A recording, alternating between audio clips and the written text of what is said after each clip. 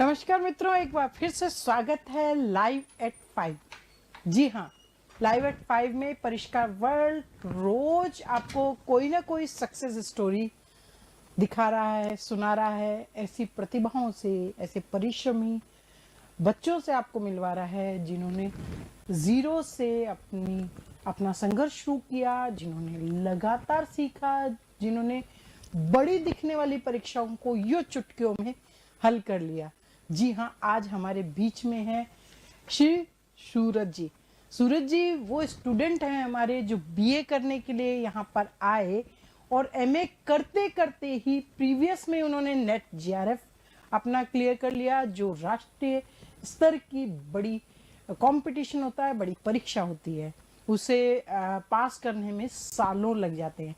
न केवल उसे पास किया बल्कि उनके सौभाग्य से आरपीएससी ने कॉलेज व्याख्याता अर्थात असिस्टेंट प्रोफेसर की वैकेंसी भी निकाल दी। और इधर वो एमए फाइनल के एग्जाम दे रहे थे, उधर वो असिस्टेंट प्रोफेसर की परीक्षाएं लिख रहे थे। और इन दोनों चीजों में संतुलन रखते हुए वे सबसे कम उम्र के असिस्टेंट प्रोफेसर सेलेक्ट हुए। सौभाग्य है हमारा कि आज हम उनसे बात करेंगे। कुछ जानकारियां मैं दे रही हूं कि यूजीसी नेट जेआरएफ और गवर्नमेंट टीचर्स और जो हमारे कॉलेज में सिलेक्शंस हुए हैं उनको आप थोड़ा देखें, समझें। ये हैं हमारे सूरज जो हमारे स्टूडियो में पधार चुके हैं। हम इनसे सुनेंगे मित्रों। आप जब इन्हें सुनेंगे तो आप समझेंगे कि जिस कंपटीशन को हम बड़ी लड़ाई मान लेते हैं, मुश्किल लड़ाई मान लेते हैं और जिसके नाम से हम घबराते हैं, वो इतनी मुश्किल नहीं है। सिर्फ एक स्मार्ट स्ट्रेटेजी की जरूरत है। तो सूरज आज हमें सिखाएंगे वो स्मार्ट स्ट्रेटेजी क्या थी, किस तरीके से उन्होंने अपने आप को तैयार किया, लगातार सीखा और एमए के पहले ही वो एक जॉब प्राप्त कर चुके थे। तो सूरज से हम बहुत अच्छी बात है। अब ज्यादा समय मैं नहीं लूंगी, मैं सूरज जी का स्वागत करती हूँ और उनके साथ अपनी बातचीत को शुरू करती हूँ। हाँ भाई सूरज जी, आपका बहुत स्वागत है। बैठे प्लीज सूरज। सूरज हमारे बीच में आ चुके हैं। देखिए सूरज नागौर जो है उसके बहुत छोटे से एक शहर, गांव ही कहेंगे सूरज, गांव ही है।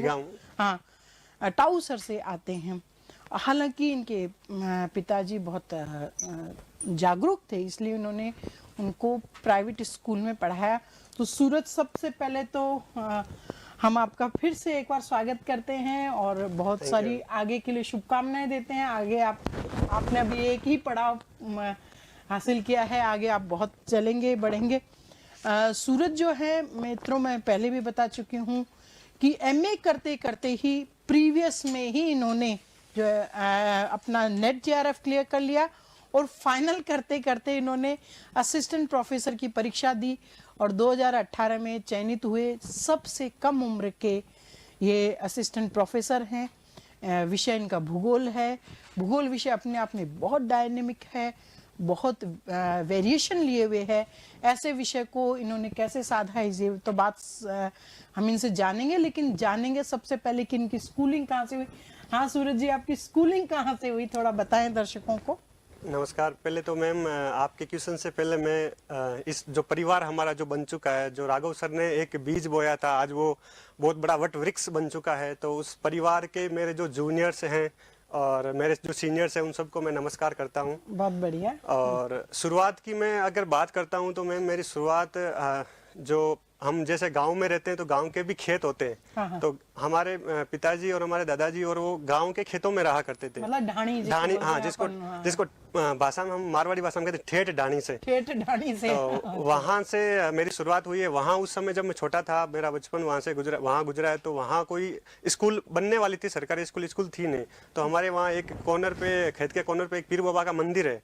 तो उस मंदिर में हम पढ़ा करते थे। वहाँ एक सर आते थे और जो सरकारी लगे थे, उधर स्कूल का काम चल रहा था, उस मंदिर से शुरुआत हुई है। और हमारे खेती बाड़ी होती थी तो उन सर के लिए हम सब्जियां भी लेके जाते थे।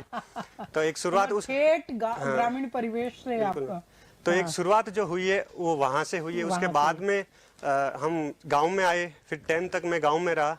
और 10th वहाँ से की। 10th के बाद में इसके साथ में मेरे पिताजी भी, उनका भी थोड़ा व्यावसायिक रूप से चेंज होते रहे, तो वो भी फिर शहर में आ गए, नागौर में उन्होंने होटल खोल ली। तो वहाँ फिर मैं शहर में चला गया, डिस्ट्रिक्ट हेडक्वार्टर नागौर से। फिर सादावाली स्कूल है, वहाँ से मैंने 12th की। और 12th में मेरा ये रहा कि उस समय मुझे लग गया कि मुझे बाहर जाना है, आगे कुछ नया करना है, जो जिस बैकग्राउंड से मैं आता हूँ उसको चेंज करना है। अच्छा। तो फिर मैंने वहाँ से शुरुआत की। और उस समय मेरे से एक गलती भी हुई, एक छोटा सा किस्सा भी है, मैं सुना दूँ आपको शुरुआत में। ये किस्सा ये है कि जैसे ही मैं उस सादावाली स्कूल में गया 12th में, इंटरवल हो रखा था और मेरा जो क्लासमेट हम सारे बैठे थे, तो एक दोस्त था, उसकी आंखें हमेशा लाल रहा करती थी। तो मैंने उससे पूछा कि यार तूने मजाक कर लिया, तूने पी रखी है क्या? तो उसको गुस्सा आ गया, वो थोड़ा गुस्सेल था, गुस्सा आ गया और हम आपस में भिड़ गए और उसने मेरा गला पकड़ लिया, मैंने उसका पकड़ लिया। और इतने में इंटरवल घंटी बजी और सर आ गए। तो हम तो भिड़े हुए थे, देख लिया उन्होंने दोनों को पकड़ के। हम उस स्कूल में प्रिंसिपल को हम बड़े भैया जी बोलते थे, तो उनके पास भेजा और उन्होंने झट से कहा, वो लड़का पहले से पढ़ रहा था, मैं गया ही था। तो सर उन्होंने प्रिंसिपल साहब ने कहा कि तू तो नया आया है, तूने आते ही कॉलेज का अनुशासन तोड़ा है और तू आगे पता नहीं 1 साल में क्या क्या करेगा, जाओ तुम्हारा एडमिशन नहीं होगा। अच्छा। फिर फीस दे रखी थी, मैं घर पे गया और बहुत भयंकर शॉकिंग था। मैं इधर उधर से जुगाड़ लगा रहा था, कहीं अप्रोच लगाए तो मुझे रख ले। फिर ऐसा कुछ हुआ नहीं। मैं पापा जी को जाके बोला, पिताजी को, कि आप चलिए, बुला रहे हैं वो। और तो पिताजी आए और पिताजी ने सबसे मैं कहूँ कि उस समय मुझे बहुत बड़ा दुख हुआ कि पिताजी ने मेरी तरफ से उनको सॉरी बोला कि माफी मांगता हूँ मैं, आगे से ये बच्चा कुछ गलती करे तो आप निकाल देना, एक बार इसको रखिए। तो उस समय जब जो वो मोमेंट था, उस मोमेंट को मैं देख रहा था, मुझे इतनी ज्यादा शर्मिंदगी हुई कि मैंने ये क्या कर दिया। मैं आज तक अनुशासित रहा, मेरे से भूल में गलती हो गई। तो उस समय मैंने संकल्प लिया कि कुछ ऐसा करेंगे कि इस स्कूल में वापस हमें बुलाएंगे, मेरे पिताजी के साथ मैं आऊंगा और उनका भी सम्मान होगा। तो वो जो मेरा सिलेक्शन हुआ, तब प्रिंसिपल साहब सारदावाल के स्कूल के, उन्होंने फोन किया, पापा जी को ही फोन किया, मुझे नहीं किया। अच्छा। कि आप आओ और आप सूरज को लेके आओ। क्या बात। तो उसके बाद में हम गए और पिताजी का वहाँ सम्मान हुआ। तब ऐसे लगा कि हाँ ठीक है, वो गलती आज उस गलती का मुझे बदले में सम्मान मिला और उस गलती का मुझे फायदा हुआ। तो ये अनुभव रहा स्कूल का। मित्रों, ये सही बात है कि हम बहुत बार गलती करके हमारा कॉन्फिडेंस खत्म हो जाता है और कॉन्फिडेंस खत्म होके हम बराबर ऐसा सोचते हैं कि जिंदगी में कुछ नहीं कर पाएंगे। लेकिन गलतियां सबसे होती है। सूरज ने देखिए उस गलती को कितनी खूबसूरती से टैकल किया और उसने पॉजिटिव एक संकल्प लिया कि नहीं, एक दिन इसी स्कूल में मेरे पिता का सम्मान होगा, जहां वो हाथ जोड़ के खड़े थे। बहुत बढ़िया सूरज, आपने बहुत अच्छी बात की। अब ये स्कूल तो आपका नागौर में हो गया, अब आप परिष्कार कैसे पहुंचे? क्या वो प्रेरणा थी जिसने आपको प्रेरित किया कि उस जगह से आप बाहर आए? जी मैम, परिष्कार का पहले कोई इसके बारे में जानकारी नहीं थी। जब मैं 12th में था तो मुझे ये फिक्स हो गया था उस घटना के बाद कि मुझे बाहर जाना है, कुछ करना है। तो उसके लिए मैं पिताजी का इकलौता लड़का हूँ, तो गांव में जनरल फेनोमेना होता है कि इसको बाहर नहीं भेजेंगे, एक बच्चा है तो अपने पास ही रहना चाहिए। तो उस समय मैंने ये डिसीजन ले लिया था कि जब घर वालों से पूछा तो उन्होंने कहा अच्छा परफॉर्मेंस कर तो देखेंगे। तो मैंने कहा कि हम जब अच्छा परफॉर्मेंस करूंगा तब भी मुझे बाहर भेजेंगे, नहीं तो नॉर्मली मुझे नहीं भेजेंगे। तो फिर मैंने बहुत मेहनत की, साइंस बायो थी मेरे सब्जेक्ट, और मैंने उसको पढ़ना स्टार्ट किया। फिजिक्स मुझे समझ में नहीं आती थी, फिर भी उसको रट के मैंने कैसे भी करके वहां मैंने 74% बनाए। और मैं साइंस बायो में उस समय परसेंटेज कम ही बनते थे, 74 पर भी मैं अपनी स्कूल का सेकंड टॉपर था। तो वहां फिर एक घटना और हुई कि उस समय नागौर के कलेक्टर थे डॉक्टर समीर शर्मा IAS जो है, वो कलेक्टर थे, अभी यहाँ के संभागीय आयुक्त हैं जयपुर के। तो उनसे मेरा मिलना हुआ, कोई बाल जो नेहरू बाल दिवस होता है उस पे मैं मिला था उनसे, और उन्होंने हाथ खड़े करवाए कि IAS कौन बनना चाहता था। मैंने सबसे पहले हाथ खड़ा किया, तो उन्होंने बुलाया कि बेटा इधर आओ। फिर बात की तो उससे मुझे मोटिवेशन मिला, उन्होंने जो काम किया वहाँ पे उससे मेरे मोटिवेशन मिला। फिर मैंने ये सोचा कि कॉलेज के साथ में मुझे IAS RS की तैयारी करनी है। अच्छा, वहीं से बीच पड़ गया था आपके दिमाग में? हाँ, फिर वहीं से शुरुआत हुई। तो वहाँ मेरे मामा जी जो हैं वो लेक्चरर हैं, तो उनके स्टाफ के कोई उनके साथ वालों का कोई बच्चा यहाँ जो पंकज सांधु पढ़ते थे, उन्होंने उनसे बात की और उन्होंने मुझे यहाँ का रेफरेंस दिया। तो फिर मैंने कहीं और सर्च नहीं किया, सीधा यहाँ पहुँच गए। सीधे परिष्कार, मतलब कोई दूसरा कॉलेज देखा नहीं? दूसरा कॉलेज कहीं जानकारी भी नहीं थी, जो जानकारी थी उसके थ्रू यहाँ पहुँच गए। चलिए देखिए, एक कलेक्टर को देख के इनका सपना सजता है और ये फिर एक डिसीजन लेते हैं। ये जो परिष्कार कॉलेज है ये मतलब बिल्कुल शहर में, राजधानी में था, और आप बिल्कुल ठेठ ढाणी की बात की आपने।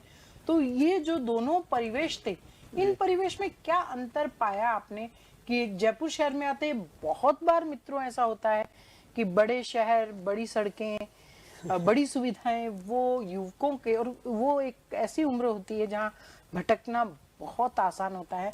तो क्या रहा सूरज आपके साथ कि आप भी इस चकाचौंध से थोड़े अचंभित हुए और इसने आपको कैसे किया कि आप बचे रहे?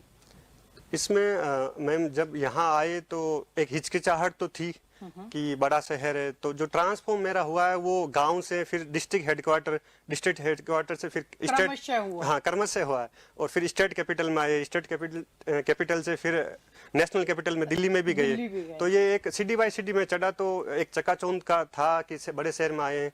तो मुझे सबसे पहले यही था कि मुझे कोई अन्य चीजों में इन्वॉल्व नहीं होना है, मुझे जो मैं टारगेट लेके आया हूँ उसको ही फोकस करना है, और जो कॉलेज में दिया जाता है उसको ही कंटिन्यू करना है, उसको लागू करना है। तो कुछ इस स्टार्टिंग में कुछ चीजें थी जो ऐसा लगता था कि ये हमें डिस्ट्रैक्ट कर रही है, तो उसको मैंने कॉलेज के माहौल से जैसे घूमना, कुछ ऐसे स्टार्टिंग में दोस्त भी मिले जो जिनका पढ़ने से कोई रिलेशन नहीं था, जो मस्ती कर लिया, घूम लिए, फिर लिए, थोड़ी नेतागिरी कर ली इधर उधर।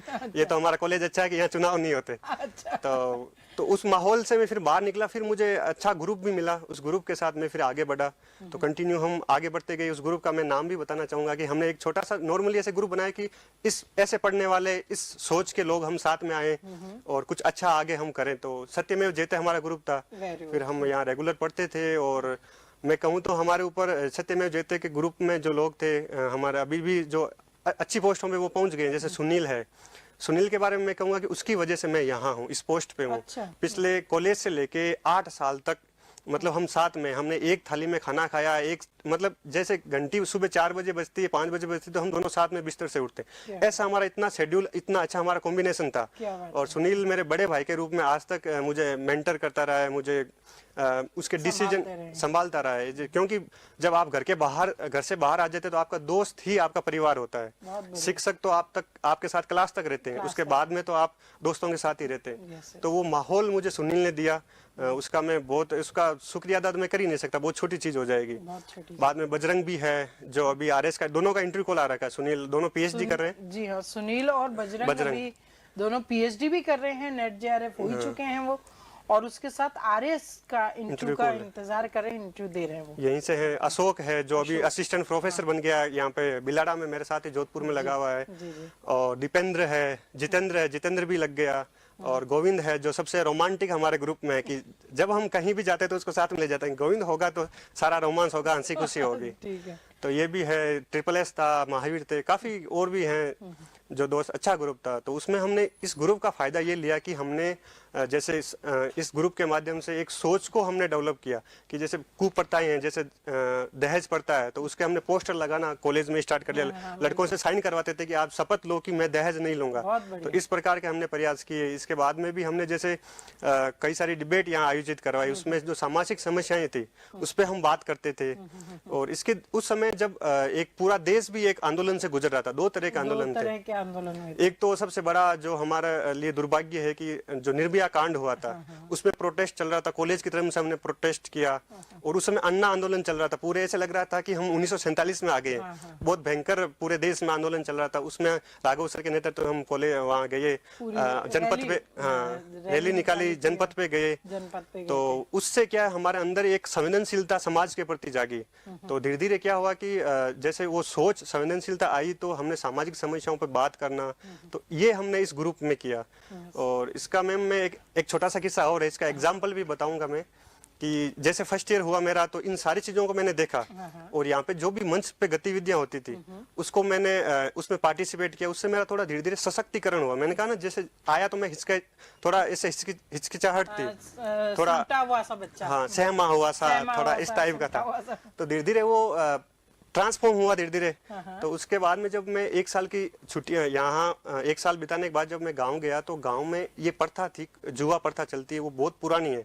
तो मैंने उसको पहली बार देखा, क्योंकि मैं उस गांव के परिवेश में बहुत कम रहा, दानियों में रहते थे या दोस्तों के साथ में कम रहा।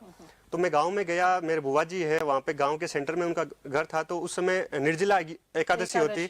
हाँ, तो उसमें मैं वहाँ उनके घर आम देने गया था। वो पर्व होता दान का, तो उस पर्वे पे मैंने देखा कि वहाँ पैसों का खेल चल रहा है, छोटे बच्चे और बड़े बड़े समाज के प्रभावशाली व्यक्ति भी वहाँ बैठे हैं गांव के बीच में और जुआ खेल रहे हैं, पैसों का खेल खेल रहे हैं। तो उसके प्रभाव मैंने हाथों हाथ मेरे दिमाग में ये क्या हो सकता है मेरे गांव में। तो उस समय जो मेरी संवेदनशीलता थी, मेरी भावुकता थी, वो बाहर आई। मैंने उनका वीडियो बनाया, वीडियो बना के वो एक छोटा सा बच्चा जिसने उसको देखा, मतलब उस समय को मैं सोचता हूँ तो पता नहीं वो कहाँ से मेरी शक्ति आई, कहाँ से वो आइडिया आया।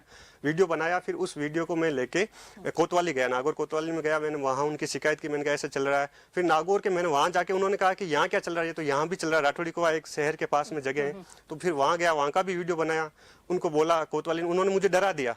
डरा तो नहीं मैं, लेकिन उन्होंने डराया कि बच्चा इसको डरा के भगा देंगे, ये तो चलता रहता, पुलिस वालों के लिए वो नॉर्मल था।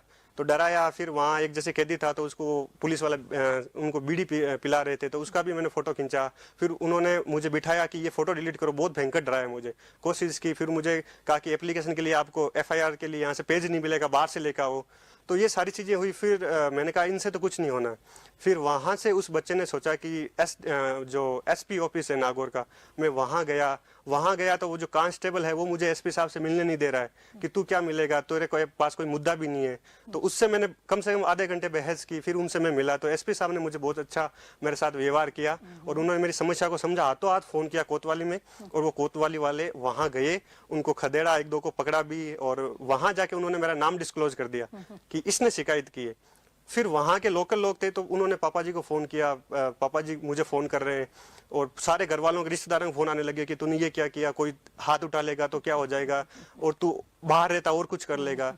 तो जो वो घटना थी, उस घटना के बाद में जो एक आग लगी थी मन में कि ये नहीं होना चाहिए। मतलब हमारे अंदर एक सामाजिक जो बुराइयां हैं उसके प्रति, गलत के प्रति हमें विरोध करना चाहिए। तो वो जो किस्सा था उसके बाद में घर वालों ने मुझे पीटा भी था कि ये और कुछ कर देगा।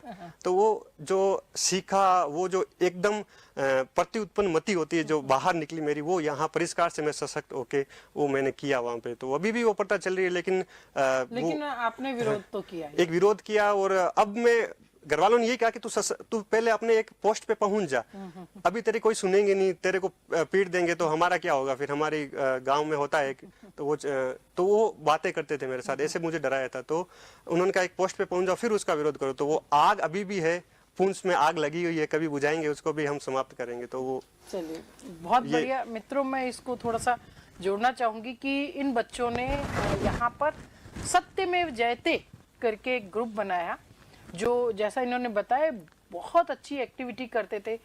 बहुत बार कॉलेज प्रशासन के सामने ये प्रश्न होता है कि बच्चे पोस्टर बना रहे हैं, पता नहीं क्या क्या मैसेज लिख रहे हैं, लेकिन इन लोगों ने जिस तरीके से जो आंदोलन चलाया है इस रूप में कि जो भी गलत है उसके लिए अपने साथियों को, अपने जूनियर सीनियर्स और अपने सहपाठियों को अवेयर करें, और ऐसे बहुत सारी चर्चाएं, वाद विवाद ये कराया करते थे। इसी प्रसंग में मैं आपको बताना चाहती हूँ कि जब अन्ना हजारे का आंदोलन चला था, जब निर्भया कांड हुआ था, तो परिष्कार के प्रशासन, टीचर्स और स्टूडेंट्स ने मिलकर यहाँ मानसरोवर में, जयपुर में स्थित है, हमने वहाँ रैली निकाली। और ऐसे कोई भी सोशल कोज है जहाँ हमें दिखाना चाहिए कि गलत चीज़ का विरोध किया जाए, वहाँ इन बच्चों को बिल्कुल बाकायदा डायरेक्टली जोड़ा जाता है। और ये इसलिए क्योंकि इन्हीं बच्चों पर तो आगे भविष्य निर्भर है। ये अगर ठीक नहीं होंगे तो आप देखिए कि एक जो फर्स्ट ईयर में आया हुआ बच्चा, उसने कैसे इस बात को सीखा और अकेले ये लड़ाई लड़ी। इसी का तो नाम सूरज है। तो इस सूरज की बात जब हम कर रहे हैं तो नीता मैम क्या कह रही है इनके बारे में, नीता मैम की बात सुनिएगा। सूरज नाम से ही प्रकाशमान, और उसी तरह अपने नाम को इसने सार्थक किया और इस इतनी बुलंदियों पर पहुंचा है। बहुत ही शोहरत हासिल करी है, उन्नति इसकी हुई है, कीर्तिमान स्थापित किए हैं। क्योंकि आज जो है हमारा सूरज असिस्टेंट प्रोफेसर है। ये हमारे लिए बहुत गर्व की बात है कि हमारा एक विद्यार्थी जो आज हमारे समकक्ष, या हम भी शिक्षक हैं और सूरज भी शिक्षक है। मुझे आशा है कि यह इस हायर एजुकेशन के क्षेत्र में बहुत ही अच्छा काम करेगा, बुलंदियां हासिल करेगा और अपना नाम, हमारा और अपने परिवार का नाम और रोशन करेगा। मेरा आशीर्वाद और शुभकामनाएं हमेशा सूरज के साथ है कि सूरज की जो भी ख्वाहिशें हैं वो सारी की सारी पूरी हों। Thank you ma'am. Thank you Neeta ji. आपने बहुत प्यारा संदेश दिया है। सूरज जी, ये परिष्कार थोड़ा सा बदनाम है, स्कूल कहते हैं बच्चे जी। या यूनिफॉर्म जी। है, या आप नहीं आएंगे तो घर पे शिकायतें भी है, और यहाँ टीचर्स बड़े सख्त भी हैं, पकड़ लिया करते हैं क्या। तो ये इस अनुशासन को आपने कैसे लिया? आपको क्या लगा नहीं कि जो कॉलेज की इमेज में लेकर शहर में आया हूँ वो कॉलेज तो मुझे नहीं मिला? ये इसके बारे में मैं कहूँ तो मैम, हमारे अभी भी दोस्त कहते हैं कि परिष्कार कॉलेज नहीं है, वो स्कूल है। कि वहाँ प्रॉपर आप जा रहे हो तो पूरे दिन क्लासे लो, बैग लेके जाओ, मोबाइल आपके बाहर रूम में जमा हो जाएंगे, और आपको पूरे दिन क्लासे लेनी है, पूरा एक नोट्स बनाने हैं। क्योंकि कॉलेज के बारे में जनरल फेनोमेना होता है कि आप जाओ, कॉलेज जाइए और 2-3 बुक्स ले जाइए, या ले जाओ तो ठीक है, नहीं तो घूम के आ जाओ। हाँ, घंटे 2 घंटे हम डोम में बैठेंगे, बातें करेंगे, मस्ती करेंगे, आ जाएंगे। कॉलेज ऐसा थोड़ी ना होता है। लेकिन इसके बारे में एक इंटरेस्टिंग चीज और बताऊंगा मैम, कि जैसे मैं आता था यहाँ पे, तो हम 8:30 बजे यहाँ पहुंच जाते थे। हमारा जो ग्रुप था, हम लाइब्रेरी में बैठते थे, और मेरी ये थी कि मैं बैग लेके आता, हम सब बैग लेके आते थे, मैं टिफिन भी साथ में लेके आता था। तो मेरे और दोस्त थे, जो एक्सटेंडेड दोस्त थे, वो हंसते थे कि ये कहाँ से गांव का लड़का आया जो अभी कॉलेज में टिफिन लेके आ रहा है। तो हम वो एक अच्छी चीज थी, क्योंकि हम 8:30 से लेके 6 बजे तक स्टे करते थे। 10 से 4 हमारी क्लासें चलती थी, फिर 4 से हम 6 और लाइब्रेरी में बैठते थे सुबह शाम, क्योंकि लाइब्रेरी में काफ़ी बुक्स थी, तो उसका हमें फ़ायदा लेना होता था। तो कॉलेज क्लास के टाइम तो ले नहीं पाते थे, तो सुबह 1.5 घंटा निकालते, शाम को 2 घंटा निकालते थे। तो रंजीता मैम है हमारे लाइब्रेरी के, तो उन्होंने वो हमारे एक नाम डाल दिया कि ये त्रिमूर्ति है। त्रिमूर्ति है। तो अभी भी मैं आज मिल के आया तो कि 2 मूर्ति कहाँ है, तुम 1 मूर्ति कैसे आए? क्या बात है। तो ये एक अच्छा था कि ठीक है, हमें पढ़ना ही है, तो फिर एक स्कूल का सा माहौल होना चाहिए ना। लोग ये समझते हैं कि स्कूल के बाद में तो और चुनौतियां बढ़ जाती है पढ़ने की, तो वहाँ तो और अच्छा होना चाहिए, स्कूल से भी और स्ट्रिक्ट होना चाहिए। तो वो है, तो वो मुझे यहाँ माहौल मिला, उससे जीवन में मैं ये कहूँ तो मुझे अनुशासित जो लाइफ है वो स्टूडेंट की, वो यहाँ से शुरुआत हो चुकी थी। यहाँ से बिल्कुल मैम। आपके साथ एक घटना भी हुई थी, टीचर से आपकी भिड़ंत हो गई थी, वो क्या थी और उससे आपने सीखा क्या? उसका तो मैम, उसके बारे में बताना चाहूँगा तो कि हमारे यहाँ कोई प्रोग्राम हो रहा था दूसरे दिन, उसमें हम एंकरिंग कर रहे थे, मैं और अशोक, हम साथ में एंकरिंग करने वाले थे। तो उसकी हम प्रिपरेशन अपना जो रंगमंच है इसके पीछे कर रहे थे, मंच के पीछे कर रहे थे। और उस समय पीटीआई सर नए आए थे, पवन दैया सर थे, उनका नाम भी मुझे पूरा याद है। आजकल गवर्नमेंट जॉब में पवन दैया जी। हाँ, तो वो आए थे, तो वो क्या है, खुली जीप लेके आते थे, जो जैसे कॉलेज में यूनिवर्सिटी में वो लड़के लेते हैं ना, जो चुनाव में भाग लेना चाहे, ऐसे ओपन जीप जो जैसे पंजाब में कॉलेजों में चलती है, वो नई नई जीप लेके आए थे। तो वो पीछे छोड़ते थे, पीछे वाले गेट से लाके। तो वहां पे कोई लड़का था, नया फर्स्ट ईयर का आया था, तो उसने उसके ऊपर बैग रख दिया था। तो उन्होंने आके उस बैग को उठा के बहुत दूर फेंका। तो फिर मैं खड़ा था वहां पे, तो प्रति उत्पन्न वो जो मति होती वो जग गई थी। फिर मैंने सर का विरोध किया, और सर से 1-2 बात पहले भी हमारे गेम्स में हो चुकी थी, थोड़ा कोई पक्षपात को लेके हमारे ग्रुप का और उनका कोई मुद्दा हो गया था, तो आंख तो पहले ही थी। तो फिर उन्होंने मुझे एक तमाचा दे दिया। फिर गुस्सा तो थोड़ा अपना आप, उस समय इतना बच्चे थे तो पता नहीं था, कंट्रोल हुआ नहीं, तो मैंने भी उनका गला पकड़ लिया। फिर आपस में थोड़ा धक्का मुक्की हुई, फिर दोस्तों ने अलग कर दिया, तब तक सर भी आ गए थे। और फिर उसके बाद में जो हुआ कि ये गलत तो था, ठीक है, दोनों तरफ से ही गलत था। तो बाद में जो मुझे राघव सर के पास ले जाया गया, और राघव सर ने मेरी पूरी काउंसलिंग की, काफ़ी चीज़ें मुझे बताई कि ऐसे कैसे कंट्रोल करोगे, ऐसे कैसे तुम आईएएस बनोगे। मेरे पूछा टारगेट क्या है, तो उसमें तो बहुत सारी समस्याएं रोज डेली सामने आती है, तो उसमें कैसे तुम हैंडल करोगे। तो काफ़ी अच्छी मेरी काउंसलिंग की गई। फिर मेरे ऊपर एक कमेटी बिठाई गई थी, कमेटी में विष्णु सर थे, एक हिंदी वाले मैम थे, और हमारे जाट सर थे, प्रोटेक्टर जो थे, उन्होंने फिर मेरी काफ़ी लंबी क्लासें ली, मतलब ऐसे समझाया। फिर वो जो चीज़ें उस समय तो मुझे फिर भी थोड़ा गुस्सा था, लेकिन जब मैं वहाँ से आगे बढ़ गया, जहाँ मैं फील्ड में गया, तो उस समय वो चीज़ें मुझे याद आती, तो लगता है कि हाँ, कुछ भी ऐसा मुद्दा हो तो वहाँ सॉरी बोल देना चाहिए। उससे आप उस ऐसी परिस्थिति में आप किस प्रकार का स्टैंड लेंगे, तो वो मुझे सीखा मैंने, और वो जीवन में आज भी कहीं ना कहीं अप्लाई करते हैं। कभी दोस्तों के साथ झगड़ा होता है तो भी मेरी गलती नहीं, तो भी मैं बोल देता हूँ सॉरी यार, कोई नहीं, छोड़ो ना, आगे बढ़ो। यस, ये है पॉजिटिव चीज की। गलती किसकी है ये भी एक मुद्दा तो हो सकता है, लेकिन वो ठीक कैसे की जाए, ये लक्ष्य होना चाहिए हमारा, कि हम दोष ही देते रहें और चीज़ों को आगे बढ़ाते रहें। तो सूरज ने जब मुझे ये किस्सा बताया तो मैंने कहा ये ज़रूर आपको शेयर करना चाहिए। पीडी की क्लासेस हुआ करती थी जी मैम। अब पीडी का रेजिडेंशियल कैंप होता है, तो पीडी की क्लासेस ने तुम्हें कैसे बनाया? क्या तुम्हें लगता है कि वो क्लासेस नहीं होती तो कुछ चीज रह जाती तुम्हारी जिंदगी में?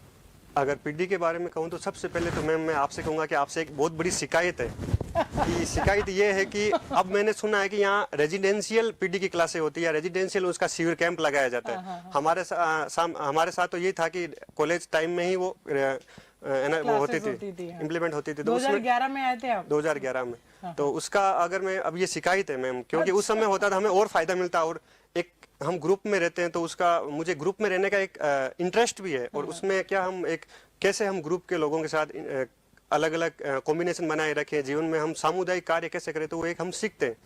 तो पीडी की क्लासों से मैं बताऊंगा कि सबसे पहले तो जो हमने सीखा वो है हमारा कॉन्फिडेंस बिल्डिंग, हमारा जो आत्मविश्वास का निर्माण होता है, जो जीवन में सब जगह काम आता है।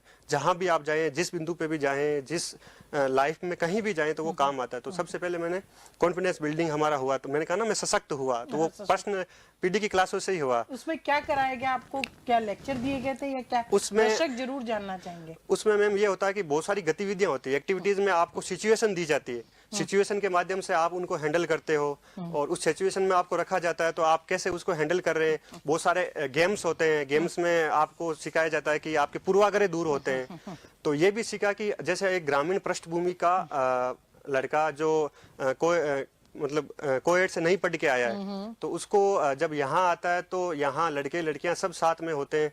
ग्रामीण पृष्ठभूमि के बच्चे में एक रहता है थोड़ा पूर्वाग्रह, ये एक डिस्टेंस रहती है, तो वो डिस्टेंस मैंने यहाँ आके दूर की। जो अपोजिट सेक्स है उसके प्रति हमारी क्या सोच है, कैसे हम साथ में भी कंफर्टेबल रह के हम खेल सकते हैं, एक फ्रेंड्स के रूप में जनरली रह सकते हैं। तो वो पूर्वाग्रह जो प्रेजुडिस था वो भी दूर हुआ यहाँ पे। तो पीडी का तो हम शब्दों में बयान नहीं कर सकते, क्योंकि वो खेलते खेलते हम इतने कुछ सीख जाते हैं जो जीवन में आगे काम आता है। इसमें जैसे हमारे अंशु मैम थे, उनके बारे में कहूँगा तो अंशु मैम ने भी काफ़ी कुछ चीज़ें करवाई थी, और कुलदीप सर हैं, उज्जवल सर हैं, सूफी सर हैं, पूरी एक टीम थी पीडी की। तो उसको मैं कहूँ तो मैम उसको हम इम्प्लीमेंट भी मैं कर रहा हूँ हमारी कॉलेज में, जो मैं जिस कॉलेज में हूँ, गवर्नमेंट कॉलेज में। वहाँ ऐसा नहीं है, अब धीरे धीरे उसको लागू कर रहे हैं। बाकी हमने भी जैसे यहाँ जो डिबेट हुआ करती थी, यहाँ मैं डिबेट में भी जीता था, और यहाँ पे फैंसी ड्रेस कंपटीशन हुआ था, उसमें मैं एक पेड़ बना था, उसमें भी मेरा रैंक आई थी। और इसके अलावा आशुभाषण जो होता है वो भी करवा दी। ये सेम गतिविधियां, ये मॉडल परिष्कार का जो है मैंने गवर्नमेंट कॉलेज में लागू करने की कोशिश की है, लेकिन वहाँ हमारी एक लिमिटेशंस होती है, क्योंकि हमें हर चीज़ के लिए परमिशन लेनी पड़ती है। तो हो सकता है कि जो प्रिंसिपल है वो उस विचार से मिलते हैं, नहीं मिलते हैं, उनकी सोच क्या रहती है, लेकिन मैंने लागू करने की कोशिश की और स्टूडेंट को बहुत फायदा हुआ है। स्टूडेंट की संख्या हमने बढ़ाई है इसके माध्यम से, बहुत बढ़िया। तो ये हुआ। चलिए देखिए मित्रों, यहाँ जो पीडी की क्लासेस पर्सनैलिटी डेवलपमेंट, इसका मतलब कोई ऐसे एटिकेट सिखाना नहीं है कि आप ऐसे चलिए, ऐसे खड़े होइए, ऐसे कपड़े पहनिए, इस टोन में बात कीजिए, ये नहीं है, बल्कि इसके ज़रिए हम स्टूडेंट के अंदर की ताकत को का एहसास उसी को करवाते हैं कि तेरे अंदर कितना दम है, तू कितना पावरफुल है, तेरी क्षमता कितनी है। बस ये है कि कुछ चीज़ें, कुछ दरवाजे बंद हैं, उन्हें खोल दो, और ये बच्चे खुद खोलते हैं। आप सोचिए कि किस तरीके से हमें गर्व है कि परिष्कार में ग्रामीण परिवेश के बच्चे आते हैं, और वे बच्चे आकर इस तरीके से बुलंद बनते हैं क्योंकि उनमें दम है। लेकिन हम इस पर्सनैलिटी डेवलपमेंट क्लासेस, और अब तो कैंप ही होता है हमारा, हम 3 दिन 2 रात बच्चों को यहीं ठहराते हैं। फर्स्ट ईयर में जो भी आएगा वो यहाँ ठहरेगा, तो उससे पूरी उसकी ज़िंदगी के बारे में बात करते हैं, उसके सपनों के बारे में बात करते हैं, उसकी तकलीफ़ के बारे में बात करते हैं, वो चैलेंज कैसे ले ये उससे दिखाते हैं, फिल्मों के ज़रिए, डिस्कशन के ज़रिए, कहानियों के ज़रिए, बहुत सारे गेम्स के ज़रिए। तो ये हमारी विशेषता है। बहुत सारे लोग, देखो सूरज आपको कह रहे हैं कि जयप्रकाश कह रहे हैं सूरज जी सर लाए क्या? सूरज जी सर ही लाए, क्योंकि टिफिन जो था खाने का, इससे पहले कोई राजपूत हैं, थोड़े से चंचल हैं, वो सीरियसली चीज़ों को सुनते नहीं, और वो कहते हैं बैग कितने किलोमीटर दूर गया। राजपूत भाई, बैग तो जितनी भी दूर गया, लेकिन सूरज कितनी दूर गया ये इम्पोर्टेंट है। उसने कितना दूर जाकर, कितना ऊंचा जाकर सीखा, ये बहुत इम्पोर्टेंट है। और सुरेश गोदारा आपके क्लासमेट हैं, वो भी आपको नमस्कार कर रहे हैं। गोपाल भी कह रहे हैं हमारे कॉलेज में भी आपके आने के बाद बदलाव आए हैं, शायद कभी ना आ पाते। बहुत बढ़िया, ये आपके स्टूडेंट है शायद? हाँ, आपके स्टूडेंट। अच्छा, हाँ, गोपाल बिल्कुल अच्छा स्टूडेंट है। हाँ, अच्छा स्टूडेंट है गोपाल, बहुत बढ़िया। तुम्हारे टीचर में बहुत दम है, इनको सीरियसली लेना, और अपने साथियों को भी ये बताना, और अभी भी शेयर करो ताकि आपके साथी देख सकें। आपके यहाँ बहुत क्रांतिकारी काम होने वाला है। एक मैम मैं यहाँ बीच में ऐड करना चाहूंगा, हमारा जो एक कैंप हुआ था जिसमें हमें पर्वतारोहण करना था, यहाँ हमें अरावली की पहाड़ियों में ले जाया गया था। MS सर के हम नेतृत्व में गए थे, तो उसका हम कैसे जैसे आगे लाइफ में ये चीजें काम आती, तो हमने वहाँ पर्वतारोहण किया, तो उससे एक हमारा डर निकला। और ऐसी गतिविधियां की जैसे हमारे कॉलेज की हमें सातवीं मंजिल से नीचे रस्सी से उतारा गया था, तो वो चीजें उसमें हमारा डर दूर हुआ। तो अभी हम केदारनाथ टूर पे गए थे, तो हमने ऋषिकेश में राफ्टिंग किया था, तो उसमें डर का जो लेवल था वो बहुत कम था। फिर वहाँ पे नदी में गंगा रिवर में जहाँ गहराई बहुत अधिक थी, तो वहाँ एक क्लिफ जंप करना होता है। क्लिफ जंप करे तो मेरे सारे जो ग्रुप के दोस्त थे सारे डर गए। तो सबसे पहले मैं जाके वहाँ से ऊपर से जंप लगाया, तो वो वहाँ जैसे चीजें की थी वो यहाँ भी काम आ रही है। इस चीजों से हम देख सकते हैं जिंदगी में एग्जाम्पल से, तो ये भी होता है। देखो मित्रों, कुछ साहसिक कार्य कर लेने चाहिए। परिष्कार में तो ये कराया ही जाता है कि बच्चों को पर्वतारोहण, और बच्चों को ऐसी मुश्किल चीजों में डाला जाता है, ऐसे चैलेंजेस दिए जाते हैं ताकि वे बेहतर ढंग से डिसीजन लेने वाले बन सके। क्योंकि जब आप मुश्किलों में पड़ते हैं तब आपके काम आता है आपका अनुभव, आपका कॉमन सेंस और आपका साहस। और ये तीनों जब चीजें मिलती है तो फिर आप एक बैलेंस पर्सनालिटी बनते हैं। और ये काम हम इनके साथ काफी करते रहे हैं। क्लास में क्या वातावरण था, वहाँ किस तरह की एक्टिविटीज होती थी जिससे आपको लगता है कि ये मेरे लिए बहुत अच्छा था कि मैं बन पाया? तो मैम क्लास का देखें तो क्लासें हमेशा रेगुलर होती थी, फिक्स शेड्यूल पे हमेशा रेगुलर क्लासें होती थी। उसमें जो हमारे सारे जो टीचर्स हैं, गुरुजन हैं, जैसे ममता मैम हमारी पॉलिटिकल साइंस में है, नीता मैम है, और ज्योग्राफी में सुनीता मैम है, और मनोज सर हैं, तो इनका हमेशा हमें सानिध्य प्राप्त हुआ है। क्योंकि उनको लगता था कि हाँ ये बच्चे ठीक है, सिंसियर पढ़ने वाले हैं, तो पढ़ने वाले बच्चों को हमेशा टीचर का प्रेम रहता है, आशीर्वाद रहता ही है। और MS सर थे, MS सर तो बहुत हमारे इसमें इकोनॉमिक्स में बहुत अच्छे थे। तो ये रेगुलर क्लास से फिर उससे नोट्स बनाना, फिर वापस सर को दिखाना, तो एक प्रोसेस स्टार्ट हो गई थी फर्स्ट ईयर से। तो मैं ये कहूँ ना, जैसे आपने अभी कहा था कि यंगेस्ट असिस्टेंट प्रोफेसर है, तो वो उसका ऐसे नहीं है कि MA के साथ में जस्ट 2 महीने में 3 महीने में तैयारी की और सिलेक्शन हो गया। वो प्रोसेस जो है वो BA फर्स्ट ईयर से स्टार्ट हो गई थी। तो वहां से हमने पढ़ना स्टार्ट कर दिया था। इसके साथ में जो अलग और अतिरिक्त गतिविधियां होती थी उसमें पार्टिसिपेट किया, जिसका इंटरव्यू में भी फायदा मिला। जैसे ना हमारा जो सबसे बड़ा प्रोग्राम होता है आजादी, जो नाटक होता है, जो हम रविंद्र मंच पे करते हैं। कैसा लगा जब हम आप लोगों को, देखो मित्रों बड़ा जोरदार है। इस आजादी से पहले हम लोगों को, टीचर्स को, मैनेजमेंट को एक युद्ध करना पड़ता है, क्योंकि नाटक कराना आसान थोड़ी है। रोज वैसी प्रैक्टिस करना, डायलॉग तो कुछ बच्चों के पास होंगे और पूरा एक एक सीन में 30-30, 40-40, 50-50, 60-60 बच्चों का होना, और फिर ऐसे 16 दृश्य होना, पूरे कॉलेज जिसमें शामिल हो, 700-800 बच्चे। इसमें मैं कहूँ तो मैम हमने प्रबंधन सीखा कि किस प्रकार मतलब इतने बड़े कॉलेज के सारे स्टूडेंट्स को उसमें लाके, और उसमें किस प्रकार साथ साथ में कॉस्ट्यूम तैयार करना, उनकी मेकअप करना, उनका डायलॉग सारे याद करवाना, तो बहुत बड़ा एक ये मैनेजमेंट का पार्ट है। बहुत बड़ा मैनेजमेंट, बिल्कुल, ये मैनेजमेंट भी सीखा है। हाँ, ये तो इसमें तुमने भाग तो लिया, पहले भाग लिया था ना। तो उसमें क्या फील आया जब आप रविंद्र मंच पर इसे प्ले कर रहे थे? तो मैं कहूँ तो मैम सबसे पहले जो ऑडिटोरियम मैंने देखा वो रविंद्र मंच था। कॉलेज के थ्रू जो देखा, उससे पहले कोई ऐसा ऑडिटोरियम में ना गए ना कभी देखा। तो उस पे मेरा जो रोल था वो दिनेश वाचा का था। उसमें डायलॉग थोड़ा छोटा था, लेकिन उसके पीछे जो हमने सीखा, जैसे हम तैयार हो रहे हैं, कैसे सारी चीजें ऑर्गेनाइज हो रही है, जो वो देखा, तो वो देखते देखते ऐसे कुछ उसमें जो मैनेजमेंट की चीजें वो हम सीख पाए।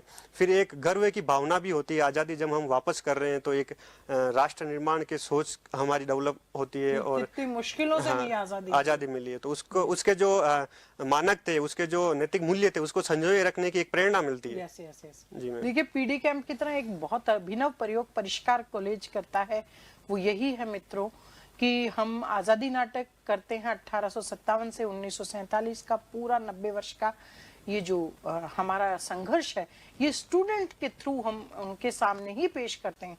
और ये तथ्यात्मक रूप से सभी तथ्यों को ध्यान में रख के डॉक्टर राघव प्रकाश जी द्वारा लिखा गया है। और हम कॉलेज खुलने के दूसरे साल से इसे खेल रहे हैं। गर्व है, और ये कोरोना की भेंट तो चढ़ गया, लेकिन हमने संकल्प किया कि अगले साल जब सब कुछ ठीक हो जाएगा तो ये जो फर्स्ट ईयर है और अगला सेकंड ईयर हो जाएगा, वो दोनों मिलकर के इस आज़ादी को खेलेंगे। सुनीता मैम इनके बारे में कुछ कहती है, जिन्होंने ज्योग्राफी पढ़ाया है, क्योंकि ये इन्होंने न केवल यहाँ बीए किया, बीए में ज्योग्राफी था, बल्कि एमए भी यहीं से किया, और एमए प्रीवियस करते करते इन्होंने नेट जेआरएफ क्लियर किया, और फाइनल करते करते ये असिस्टेंट प्रोफेसर का एग्जाम दे चुके थे, जिसका रिजल्ट तो बाद में आया। 22 साल की उम्र में ही ये असिस्टेंट प्रोफेसर सेलेक्ट हो गए थे। तो सुनीता जी क्या कह रही हैं, सुनाएं प्लीज। हम लोग बात कर रहे हैं सूरज सोलंकी की, और सूरज सोलंकी जो है परिष्कार कॉलेज का या परिष्कार परिवार का एक बहुत ही प्यारा और मेधावी छात्र है। हम लोग बात करते हैं जब उसका एडमिशन हुआ बीए फर्स्ट ईयर में सन 2011 के अंदर, बहुत ही एक सहमा हुआ सा बच्चा, लेकिन धीरे धीरे वो परिष्कार के वातावरण से जुड़ गया और उसने बढ़ चढ़कर हर एक्टिविटीज में पार्ट लिया। हम लोग ज्योग्राफी के संदर्भ में बात करें, और 2015 में उसने जब एमए प्रीवियस में था तभी उसने यहाँ पर नेट जेआरएफ क्लियर कर ली थी, और उसके बाद वो लगातार अपनी मेहनत करता रहा, और 2016 में जो कॉलेज लेक्चरशिप का उसका एग्जाम हुआ उसको उसने आराम से क्लियर कर दिया। अब इसके पीछे अगर हम लोग बात करें तो इसकी स्ट्रेटेजी जो है वो उसने बीए फर्स्ट ईयर से स्टार्ट कर दी थी। बीए फर्स्ट ईयर से ही उसने बराबर नोट्स बनाने शुरू करे, और नोट्स वो डेली मतलब अपने नोट्स वो 2 फॉर्म में तैयार करता था। एक तो शॉर्ट जो कि कंपटीशन के लिए उसके तैयार होते थे, दूसरा यूनिवर्सिटी एग्जाम के लिए भी उसने जो नोट्स तैयार करे बराबर वो हमसे चेक कराता था। फिर हम लोग बात करें मैपिंग की, तो ये जो सूरज था इसकी मैपिंग इतनी स्ट्रांग थी कि इनको चलता फिरता एटलस हम लोग कहा करते थे, क्योंकि इनसे कभी भी एटलस में से या हम लोकेशन की कोई भी बात करें तो ये बहुत ही जल्दी उन चीजों को कैच करते थे, और बहुत मतलब फास्ट तरीके से इनका आंसर होता था। क्लास के अंदर हम लोग बात करें तो प्रेजेंटेशन में हमेशा ये बच्चा आगे रहा है, और सेकंड ईयर में जो प्रेजेंटेशन वाला मुद्दा है उसके अंदर ये हमेशा मतलब कभी भी ऐसा नहीं हुआ कि मुझे बोलना पड़ा कि फोर्स करना पड़ा कि बच्चे तुम आगे आओ और प्रेजेंटेशन करो। ये हमेशा ही प्रेजेंटेशन के लिए एग्री रहे हैं। अब ये आज जो है जोधपुर में कॉलेज लेक्चरर के पद पर कार्यरत है, और हम लोग इनके जो भावी भविष्य को लेकर हम लोग पूरे परिष्कार परिवार की ओर से इनको अग्रिम शुभकामनाएं देते हैं। बच्चे खूब तरक्की करो, खूब आगे बढ़ो। बहुत बढ़िया, thank you ma'am. Thank you ma'am. देखिए कमेंट बहुत अच्छा है सर। आपके आने के बाद बालेसर कॉलेज में भी बहुत परिवर्तन देखने को मिला, ये फूलाराम माली कह रहे हैं। हाँ फूलाराम, अभी तो शुरुआत हुई है आपकी इन सर के साथ, देखिए आगे क्या क्या होता है। इन मैम ने जो बात कही है फूलाराम और बाकी सब स्टूडेंट्स को मैं खास तौर पे कहना चाहती हूँ कि कॉलेज में जिस एज में आप होते हैं, एक आज़ादी को आप जीना चाहते हैं, ये सही है। आप बेफिक्र होना चाहते हैं, थोड़ा सा हो लीजिए, लेकिन जो टीचर इंस्ट्रक्शंस देते हैं उन इंस्ट्रक्शंस का अगर आप पालन करेंगे तो आपका भविष्य बहुत जल्दी बन जाएगा। सुनीता मैम ने क्या कहा, फर्स्ट ईयर से ही इन्होंने नोट्स लिखे, और प्रेजेंटेशन के लिए कभी इनको फोर्स नहीं करना पड़ा, ये आगे से तैयार रहते थे। इन्होंने सूरज ने खुद ने एक बात कही कि जो बच्चा स्टूडेंट अच्छा होता है, टीचर्स उसे बहुत सम्मान देते हैं और केयर करते हैं उसकी। तो फूलाराम जी और गोपाल जी, जो भी आप इनके स्टूडेंट सुन रहे हैं, मैं आपको ये कहना चाहूँगी, और बाकी तमाम लोग जो इनके डायरेक्ट स्टूडेंट तो नहीं है लेकिन आप इनसे सुनिए कि हमारे ज़िंदगी में ये बैलेंस बहुत ज़रूरी होता है कि हम टीचर की बातों को अगर ढंग से लेंगे और सवाया करेंगे तो ये हमारे ही हित में है। देखिए इनको एक बहुत बढ़िया इनको कॉम्प्लीमेंट दिया मैम ने, चलता फिरता एटलस। तो सूरज आप ये चलता फिरता एटलस कैसे बने, इसके बारे में ये क्या तरीका था कि आपको इतने नक्शे याद थे, इतनी चीजें याद थी, ये थोड़ा बताएंगे। ये तो मैम मैं कहूँगा कि जब हम फर्स्ट ईयर में आए थे तो हमारे विकास सर थे जो अपने कॉलेज के ही थे, तो उन्होंने पढ़ाना स्टार्ट किया, तो उनसे हमने पढ़ा। तो हमारा ये टारगेट था कि वो सर खुद भी तैयारी कर रहे थे और हमें करवा रहे थे, तो उन्होंने हमें कंपटीशन से जोड़ दिया था। आरएस की तैयारी कर रहे थे उससे। बिल्कुल मैम, आरएस अब वो बन गए हैं, आरएस बन भी गए। इनको जो टीचर पढ़ाते थे वो आरएस बन गए हैं, विकास जी। तो उन्होंने हमें उस चीज से जोड़ा, मतलब ज्योग्राफी में सब्जेक्ट में उन्होंने इंटरेस्ट पैदा कर दिया। जब आपको इंटरेस्ट पैदा हो जाता है तो हमारा एक ग्रुप था, तो हम आपस में जैसे कॉलेज से निकले तो भी हमारे हाथ में एटलस है, एक दूसरे को पूछते हुए जा रहे हैं कि तू ये बता, तू ये बता, तो आपस में डिस्कशन होता था। तो वहाँ हमने एक एक चीज को, मतलब उस समय मैं कहूँ तो मुझे आज भी वो सारी चीजें बहुत याद नहीं, लेकिन उस समय की जो मेहनत थी एटलस पे, उस पर बहुत गर्व महसूस होता है कि पूरे विश्व के गली गली गलियारे याद थे। क्या बात है। तो इसका मतलब आप तो गूगल ही है एक तरीके से, एटलस भी क्या। तो मित्रों देखो, दोस्त भी कैसे होने चाहिए, दोस्त वो हों जो आपको तैयार कर सके। और आप उन दोस्तों के बारे में बताइए जिनके साथ आप दिल्ली भी रहे, वो क्या दोस्त थे, और जो आपके सभी दोस्त जो सफल हुए हैं वो एक सत्यमेव जयते से आगे वो क्या बात थी जो आप खासतौर पे एकेडमिक्स में आप कैसे एक दूसरे को हेल्प कर रहे थे, वो बताएं थोड़ा। इसमें मैं कहूँ कि जो जैसे मनोज सर हैं, तो उनके अंडर में हम ज्योग्राफी में आगे बढ़ रहे थे। तो सेकेंड ईयर करने के बाद हम यहाँ से फिर दिल्ली चले गए। तो दिल्ली ऐसे हमें यहाँ भेजा नहीं गया था, पहले राघव सर से हमने परमिशन ली। राघव सर ने हमारे घर से बात की पिताजी से, पहले विश्वास था, मनोज सर ने कहा कि हाँ अच्छे पढ़ने वाले, क्योंकि यहाँ 75% आपको अटेंडेंस देनी होती है। तो फिर सर से हमने बात की, सर ने घर वालों से बात की, घर वालों से परमिशन ली कि आप बच्चे आपसे बात करके तो जा रहे हैं ना। मतलब इतना यहाँ पे पारिवारिक माहौल है कि कॉलेज के डायरेक्टर घर पे बात कर रहे हैं एक बच्चे के लिए कि ये यहाँ से आगे जा रहा है, तो आपकी सहमति, भटक तो नहीं रहा, हाँ कहीं भटक नहीं रहा है, या हो सकता है घर वालों को बोल दे मैं दिल्ली जा रहा हूँ, यहीं कहीं मस्ती करता हूँ।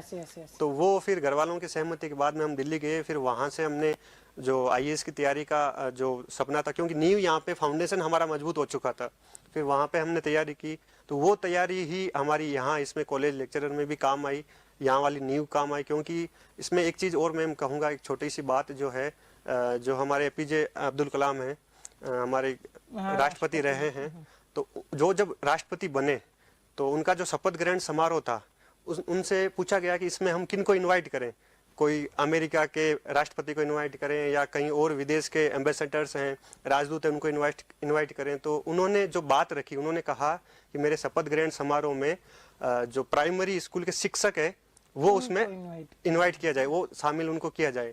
तो कारण जब पूछा गया कि ऐसा क्यों, लोग तो बाहर से बड़े बड़े और राष्ट्रपतियों को बुलाते हैं, तो उन्होंने कहा कि मैं राष्ट्रपति बनाऊं, मैं देश का प्रथम नागरिक हूं, तो मेरा ये कर्तव्य है कि मैं राष्ट्र का निर्माण करूं, और जो राष्ट्र का निर्माण करते हैं वो प्राइमरी स्कूल के शिक्षक करते हैं। तो उन्होंने ये बात कही। तो मैं सौभाग्यशाली हूँ कि उस CD का मैं हिस्सा हूँ जो एक नींव देश की मजबूत कर रहे हैं। तो वो नींव जो मजबूत हुई वो यहाँ से हुई, उसके बदौलत हम दिल्ली गए। दिल्ली अगर यहाँ से नींव कमजोर रह जाती है तो वो वहाँ भी भटक जाते हैं या वो बिल्डिंग गिर जाती है, कई साल लगते हैं। तो फिर वहाँ नींव प्लस वहाँ के ऊपर जो बिल्डिंग बनी, वो बिल्डिंग का शिखर तक मैं पहुंच पाया। तो मैं आपके सामने यहाँ। अब अगला इंटरव्यू जो है हम आपका IAS का ही करेंगे। यहाँ जो एक्स्ट्रा करिकुलर पढ़ाई से बाहर जो एक्टिविटीज होती थी, खासतौर पे NSS वगैरह, तो उसको आपने काफी सीरियसली लिया था, तो उसके अनुभव भी थोड़ा शेयर करें। क्योंकि मित्रों हम बहुत बार सिर्फ ये सोचते हैं बुक और किताब और सिलेबस यही सब कुछ जरूरी है। हाँ ये जरूरी तो है ही, लेकिन इसके बाहर क्या जरूरी है, इस पे बात करें आप। मैम हमारे यहाँ NSS का यूनिट थी, और उसमें हमें कुछ NSS के बारे में कुछ नहीं जानता था। तो हमारा NSS का स्टूडेंट को शामिल करने के लिए एक हमारे यहाँ डोम में कैंप लगा था कि NSS के हम भाग लेने वाले, क्योंकि हमारे ग्रुप में ये था कि कोई कॉलेज में कोई भी गतिविधि हो, किसी को छोड़ना नहीं है, सब में पार्टिसिपेट करना है। तो हमने जाके नाम लिखवा दिया।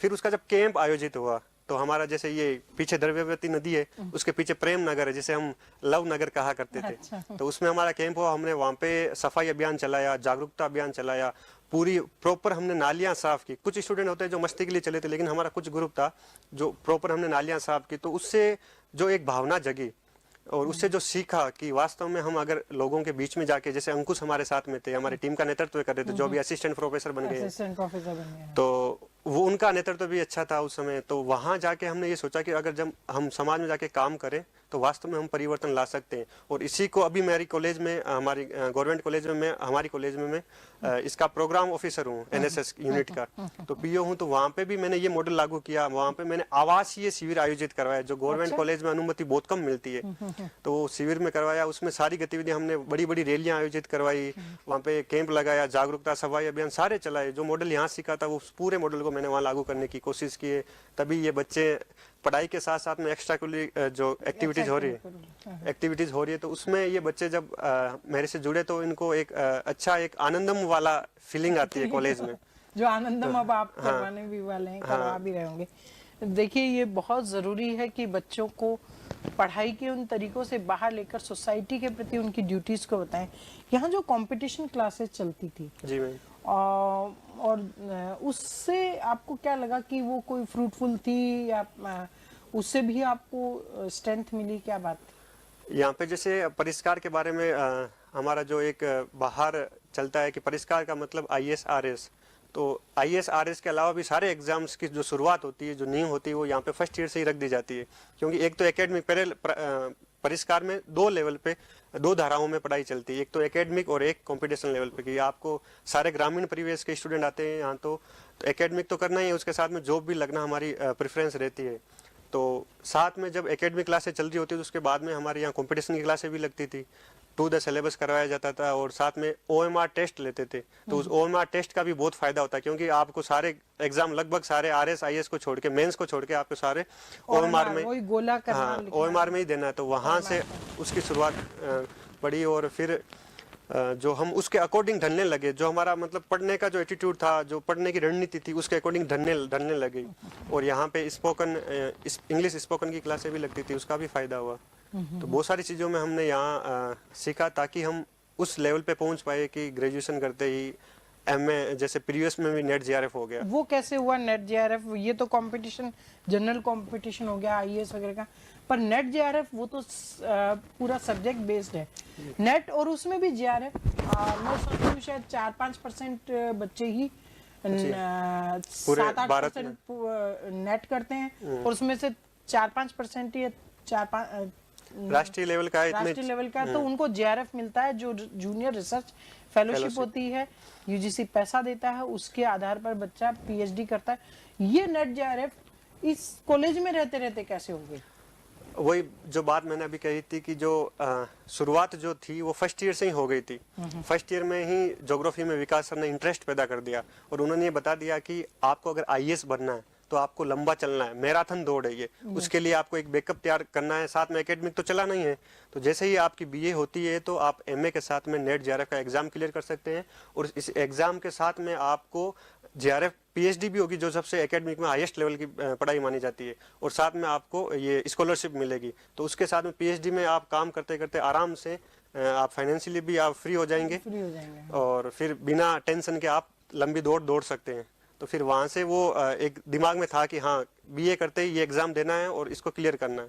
तो BA आते फाइनल आते आते हमारा ज्योग्राफी का लेवल बहुत अच्छा हो गया था, क्योंकि उतनी 3 साल की मेहनत थी। फिर जैसे ही MA प्रीवियस हुआ और MA प्रीवियस में एग्जाम दिया और MA प्रीवियस के साथ में हमारा JRF हो गया, और MA फाइनल के साथ आपको फिर MA प्रीवियस वाली तो मान्य नहीं थी, फिर मेरा कंटिन्यू 3 बार JRF हो गया था फाइनल तक। वेरी गुड, और बहुत बढ़िया। उसके साथ में ही जैसे उसके साथ में मैंने 2 IAS के अटेम्प्ट दिए थे, तो उसमें मैं फेल रहा, मेरा सिलेक्शन नहीं हुआ।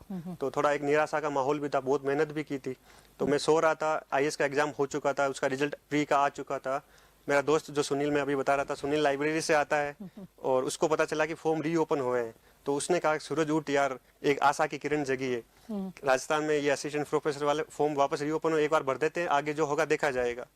तो तैयारी तो थी ज्योग्राफी में, और फिर जैसे एग्जाम हमने सोचा कि हमारी तो MA की मार्कशीट भी नहीं आएगी तब तक इंटरव्यू हो जाएंगे, और ये तो ऑब्जेक्टिव पेपर है तो फटाफट रिजल्ट भी आ जाएगा। और इधर जो वासुदेव देवनानी थे उस समय उच्च शिक्षा मंत्री, उन्होंने बहुत कह रहे थे कि इस जुलाई से तो हम दे देंगे ज्वाइनिंग इनको, दे देंगे। तो हमारे अंदर भेद आया। फिर देखा कि जो होगा वो देखा जाएगा, तैयारी शुरू करते हैं। ये वैकेंसी 2016 की थी? वैकेंसी 2014 की थी। 2014 की, जब 2000 ग्रेजुएशन हुई थी मेरी, ग्रेजुएशन कंप्लीट हुई थी, और फिर रीओपन हुआ था 2015 में, हाँ नवंबर में। और उसके बाद में 2016 में हमारी MA हुई, तो तब तक डेट भी आ गई।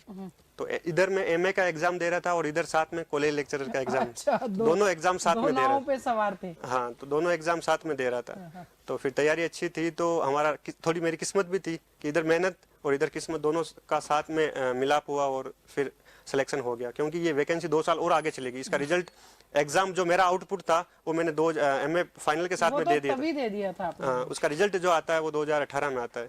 उससे कोई फर्क नहीं पड़ने वाला। लेकिन आप देखिए कि MA फाइनल के एग्जाम के बीच में शायद उससे पहले एक पेपर तो उससे पहले, हो हाँ, गया जीके था। वाला पेपर पहले हो गया जीके था, वाला 24 पेपर अप्रैल तो एमए फाइनल के एग्जाम से पहले ही हो गया, फिर उसके दौरान आपके पेपर हुए, जी मैम। है ना, और वो पेपर आपने क्लियर किया, तो 2016 में इधर एमए की डिग्री आपके हाथ में आई और इधर आपने ये क्लियर कर ली।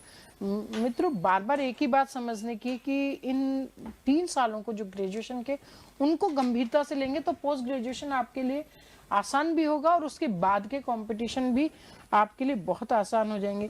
आपने जो एमए में टूर भी किया था यहाँ से, जी मैम, वो तो तो वो बड़ी तस्वीरें, आपकी बर्फ की तस्वीरें हम बराबर देख रहे थे कि आप दोस्त मस्ती कर रहे हैं। वो कैसा अनुभव था, क्योंकि परिष्कार में हर वर्ष बच्चों का, एमए में तो टूर जाता ही है मित्रों, लेकिन हम लोग ग्रेजुएशन लेवल पे भी बच्चों को अलग अलग जगह भेजते हैं, छोटे बड़े उनके टूर, जैसे बच्चों की आवश्यकता होती है उसको प्लान करते हैं उनके साथ। और ग्रेजुएशन लेवल पे रिसर्च करवाना, बाहर जाकर के चीज़ों को सीखना, हिस्टोरिकल जगह या जियोग्राफिकली कोई ऐसी जगह है जहाँ बच्चे अपने सब्जेक्ट को मजबूत कर सकते हैं, तो बच्चों की आउटिंग भी हो जाती है और साथ में सीखना भी हो जाता है। तो ये आपका भी कैसा अनुभव रहा? मैम, मैं पहली बार टूर में यहाँ से बाहर गया था ग्रुप में, तो हमारे साथ में मनोज सर थे। तो जो एक्सपीरियंस था हिमालय का, हम ज्योग्राफी के स्टूडेंट, तो हिमालय के प्रति एक बहुत शानदार आकर्षण रहता है, तो वो आकर्षण उस समय दूर हुआ। तो उसमें हमने एक तो कैसे एक बड़े टूर को ऑर्गेनाइज किया जाता है वो भी सीखा, उसका मैनेजमेंट सीखा, प्लस वहाँ पे खूब मस्ती की। वहाँ पे हमने एक गांव को लिया, उसमें सर्वे किया, उस पहाड़ी गांव की जो यादें थी आज भी ताजा है कि उस पहाड़ी गांव में घर घर जाके वहाँ के घर घर जाके वहाँ की शिक्षा का लेवल, वहाँ का इकोनॉमिक जो सिस्टम चल रहा है उसका लेवल, कैसे वो उस विपरीत विषम परिस्थितियों में वो अनुकूल अपने आप को बनाए रखते हैं, वहाँ की घरों की लोकेशन कैसी है, घरों की बनाने की आकृति कैसी है, क्या मटेरियल यूज लेते हैं। तो वो बहुत शानदार एक्सपीरियंस रहा कि 4-5 दिन आप हिमालय में रहे, रुके, तो वो बहुत अच्छा जीवन में सीखने वाला रहा और उसको मैंने इम्प्लीमेंट करने की कोशिश भी की है। मुझे जहाँ तक लगता है कि राजस्थान में यूजी लेवल पे कहीं भी कॉलेज का टूर आयोजित नहीं करवाया जाता है, तो मैंने इसके बारे में पूछा, इधर उधर काफ़ी लोगों से बात भी की, हमें परमिशन नहीं मिली। मैंने कहा कि हम टूर लेके जाएंगे बच्चों का, तो हमें परमिशन नहीं मिली। फाइनली जब बिना परमिशन के भी, मेरे साथ इंदू मैम भी हैं, अभी मेरे साथ नए लगे जो हिंदी के हैं, वो भी फर्स्ट रैंकर है, टॉपर है, तो उनकी सोच भी अच्छी थी, उन्होंने मेरा सहयोग किया। तो हमने एक एक लड़की के पेरेंट्स से, लड़कियों के पेरेंट्स से, उनसे घर से बात करके कि हम सेफली लेके आएंगे, हमारी जिम्मेदारी है, हम अपने रिस्क पे लेके जा रहे हैं, आप बच्चों को भेजिए। तो सब बच्चों से बात करके फिर हम वो टूर, बिना कॉलेज में हमारी सीएल लगी थी और हम अपने रिस्क पे बच्चों को लेके गए और सेफली वापस भी लेके आए। तो जब वो बच्चे उस टूर का एक्सपीरियंस फीडबैक बताते हैं, तो हमें लगता है कि हम जब एमए में गए थे वो हमारा एक दर्पण है, तो वो हमने कोशिश वहाँ लागू करने की कोशिश की है। तो वो बच्चे भी बहुत खुश हैं, तभी बच्चों का एक जुड़ाव हो गया हमसे कि कॉलेज से भी हो गया। नहीं तो सरकारी स्कूल में वहाँ ग्रामीण परिवेश का कॉलेज है, तो बच्चे आते हैं चले जाते हैं, मार्कशीट लेने के लिए आते हैं, बस यही फेनोमेना चलता है। ये पता नहीं किस किस के नाम लेने के बारे में, यानी खरते भाई से नाम ले लो मैडम एक बार। भाई बच्चों, खरता स्टूडेंट है, तो खरता बेटा आपको बहुत सारा आशीर्वाद, आपके सर के साथ हम प्रोग्राम कर रहे हैं और आप लोग देख रहे हैं, बहुत थैंक यू। देखो, इन्होंने बात कही कि हमें आउट ऑफ द बॉक्स सोचना बहुत ज़रूरी है। हम सोचते हैं कि बस यही तरीका है, फॉर्मेलिटी है, टूर का तो होता ही है एमए में, लेकिन उसे बहुत औपचारिकता बना देते हैं और घूमना फिरना ज़्यादा हो जाता है। जब आप बाहर जा ही रहे हैं तो बच्चों से सर्वे कराइए, बच्चों को सीखने दीजिए। और ये सूरज, आपने तो हमें बहुत आनंदित किया इस बात को लेकर के कि आप अपने सरकारी कॉलेज के बच्चों को टूर पे लेके गए। कुछ लड़कियां मैम ऐसी थी जिन्होंने कहा कि मैं घर से पहली बार, मतलब अपने बालेसर से मैं पहली बार बाहर निकली। क्या बात है। तो जो लड़कियों का फीडबैक था कि लड़कियां किसी ग्रुप में जा रही है, तो उसके लिए भी, क्योंकि हमने सोचा कि हम यहाँ माहौल को चेंज करने की कोशिश कर रहे थे कि जो घर वाले जो सोचते हैं लड़कियों के प्रति, तो उस माहौल को चेंज करने की हमने कोशिश की। बिल्कुल, आप सदैव ढंग से इन चीजों को कर सकते हैं, सुरक्षित ढंग से इन चीजों को कर सकते हैं, बहुत बढ़िया। देखिए, सूरज हमारे बीच में है जो इस 2018 में व्याख्याता अर्थात असिस्टेंट प्रोफेसर के रूप में सरकारी कॉलेज में असिस्टेंट प्रोफेसर हुए हैं। और सबसे अच्छी बात है कि सूरज सबसे कम उम्र में असिस्टेंट प्रोफेसर बनने वाले, सिर्फ 22 वर्ष की उम्र में असिस्टेंट प्रोफेसर सेलेक्ट होने वाले ऊर्जावान व्यक्तित्व हैं।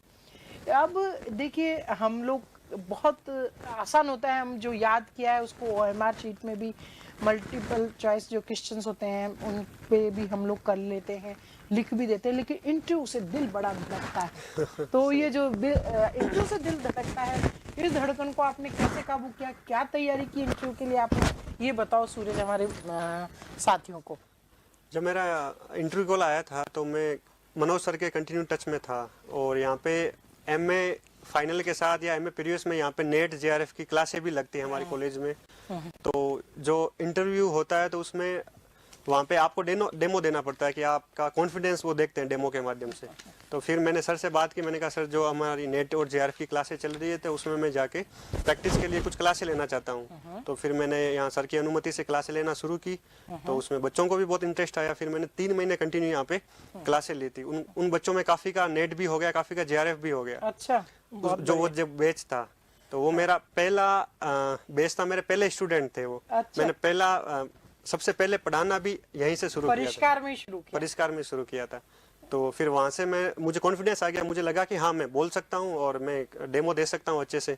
फिर जब मेरा इंटरव्यू हुआ तो उसमें गए तो उसमें भी एक घटना हुई। घटना ये हुई कि वो थोड़ा लक भी था कि मेरा और मेरा जो दोस्त है अशोक, हम दोनों का सेम डे इंटरव्यू था। तो उसमें एक टॉपिक, आपको कम से कम एक टॉपिक तो तैयार करके जाना था।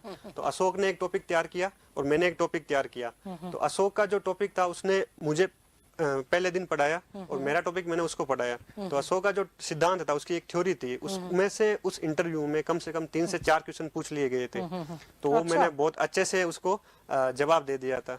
तो उसका भी फायदा हुआ इंटरव्यू में। दूसरा कि एक और था जो ये हुआ था कि हम इंटरव्यू में सहज रहें, सरल रहें। तो उसका फायदा मुझे इस रूप में हुआ कि जैसे जो मेंबर थे बोर्ड के, उन्होंने मेरे से एक क्वेश्चन किया कि आपका ज्योग्राफी में सबसे इंटरेस्ट वाला सब्जेक्ट कौन सा है। तो मैंने कहा सर एनवायरमेंटल ज्योग्राफी। और उनका सेकंड क्वेश्चन था कि आपके सबसे अधिक नंबर किस में आए। तो मैंने कहा सर सबसे अधिक नंबर तो मेरा फिजिकल ज्योग्राफी में आए। फिर मैंने उनको एक ऐड करके और आंसर दिया कि सर मेरे सबसे कम नंबर जो है वो एनवायरमेंटल ज्योग्राफी में आए, जिसका मेरा सबसे अधिक, ये बताया आपने, जिसमें मेरा सबसे अधिक इंटरेस्ट है उसमें सबसे कम नंबर आए। तो सारे जो बोर्ड के मेंबर थे और जो इंटरव्यू पैनल था वो सब हंसने लगे कि यार तुम बहुत ईमानदार हो, बाकी ये कोई कमी नहीं बताता अपनी। तो वो भी पॉजिटिव था। फिर दिल्ली के जो पॉल्यूशन से संबंधित भी कुछ क्वेश्चन पूछे गए थे, तो उसको भी मैंने अच्छे से जवाब दिया, क्योंकि दिल्ली में रहे, वहाँ के पॉल्यूशन को फील किया, कुछ अंदर भी लिया हुआ है, तो उसको अच्छे से वहाँ की परिस्थितियों को बताया, तो वो भी पॉजिटिव गया।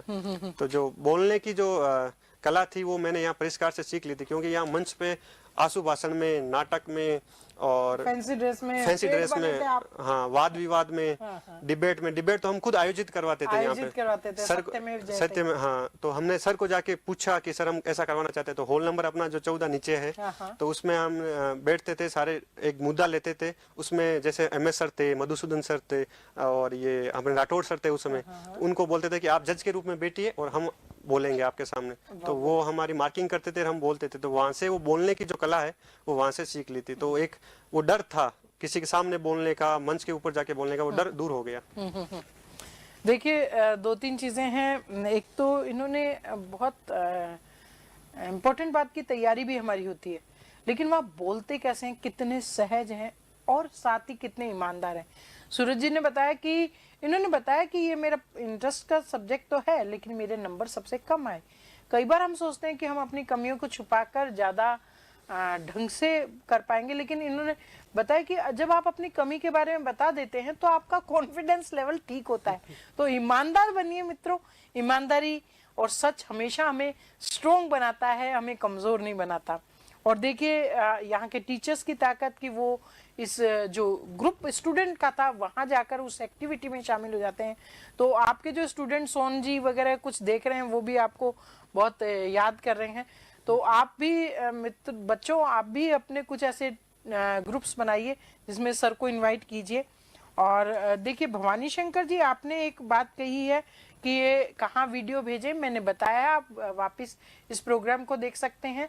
8875008868 ये हमारा नंबर है। इस नंबर पर आप हमें वीडियो भेज सकते हैं। और मैं टीम को भी बोलूँगी कि आप इस चैट बॉक्स में भी ये कमेंट डाल दें। अनन्या अगर आप मुझे सुन रही है, संजय जी अगर आप मुझे सुन रहे हैं, तो कमेंट बॉक्स में भी यह कमेंट डाल दें, या कोई टीचर प्लीज़ इस नंबर को वहाँ भी डाल दीजिएगा।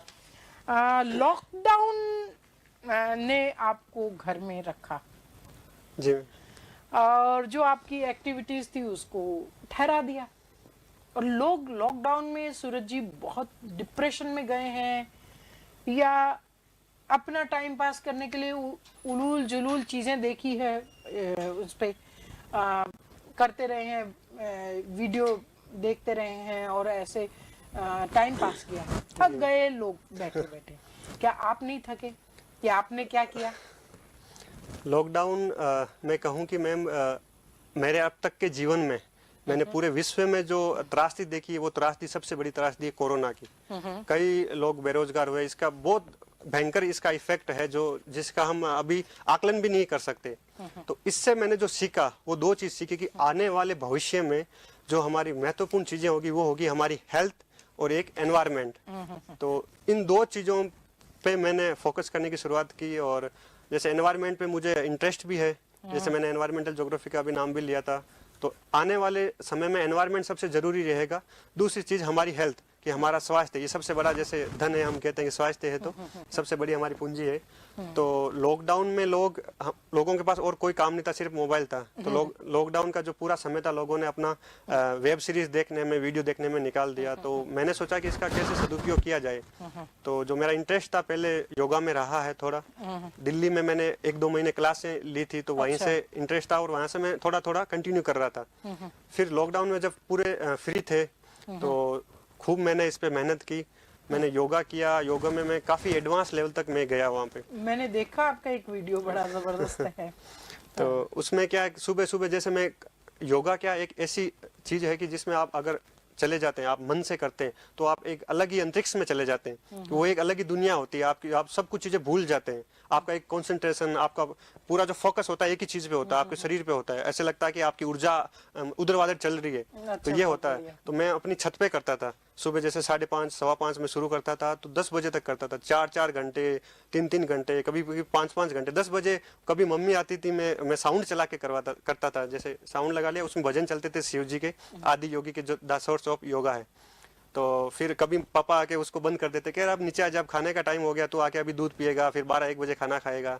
तो ये चलता था, क्योंकि जो मेहनत जो सीखी है मैंने खूब इसमें मेहनत की, मेरे पिताजी से सीखी है, और जो धैर्य सीखा वो मेरे पिताजी से सीखा है। बहुत बढ़िया। तो इस यहाँ तक मैं पहुंचा, तो उसमें परिवार का बहुत बड़ा रोल रहा है। जैसे मेरे मनोहर भैया हैं, वो भी मुझे हमेशा सपोर्ट करते हैं कि विपरीत परिश्रम की, तू तेरा पढ़ाई का ध्यान रख। वो बिजनेस करते हैं, वो कहते हैं सारी चीजें हम देख लेंगे, हैंडल कर लेंगे।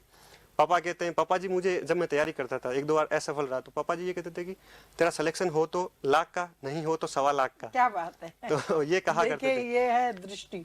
तो उनको ये लगता था कि जीवन में असफल होने के बाद हम निराश नहीं हो, हम अगर स्वस्थ हैं तो हम कुछ भी कर सकते हैं। उन्होंने वो कहते थे कि हम बाप बेटे कुछ भी कर लेंगे यार, तू अभी तू सीखता रहे, बाकी चिंता मत कर। बहुत बढ़िया। पिताजी का नाम क्या है? मेरे पिताजी का नाम श्रीमान कालूराम जी सोलंकी। कालूराम जी, अब मैं आपको प्रणाम करती हूँ। देखो मित्रों, जो माता पिता हैं या बड़े हैं, वो समझिए कि असफलता एक चीज होती है, बस एक जिंदगी का हिस्सा है। उसको लेकर रोने पीटने से कोई मतलब नहीं। हमारे साथ जो भी है, जिसको हम प्रेरित कर सकते हैं हमारे बच्चे को, वो हमें जरूर करना चाहिए। उसे कितना डिप्रेशन से बचा सकते हैं वो जरूर बचाएं। और आपके साथ, हम सूरज के साथ एक प्रोग्राम भी प्लान कर रहे हैं कि हम सुबह परिष्कार वर्ल्ड के थ्रू हम लोग 21 दिन का एक योगा का प्रोग्राम रख रहे हैं, कि जिसमें हम आपको इनके 21 दिन तक योग दिखाएंगे। इसको अभी हम इनके साथ बैठ के डिस्कस करेंगे, प्लान करेंगे। देखो, ज्योग्राफी की रणनीति के बारे में बार बार एक प्रश्न आ रहा है मिशन आरपीएससी से। जरूर आरपीएससी को ये क्रैक करना चाहते हैं। ज्योग्राफी की रणनीति थोड़ा सा बताइए कि ये क्या, ज्योग्राफी को वास्तव में कैसे आत्मसात किया जाए, क्या क्या चीजें हैं। आपने बताया कि हमने एटलस को बहुत अच्छे से पिया, ज्योग्राफी गली गली तक हमें मालूम चला। तो ज्योग्राफी को कैसे पढ़ें?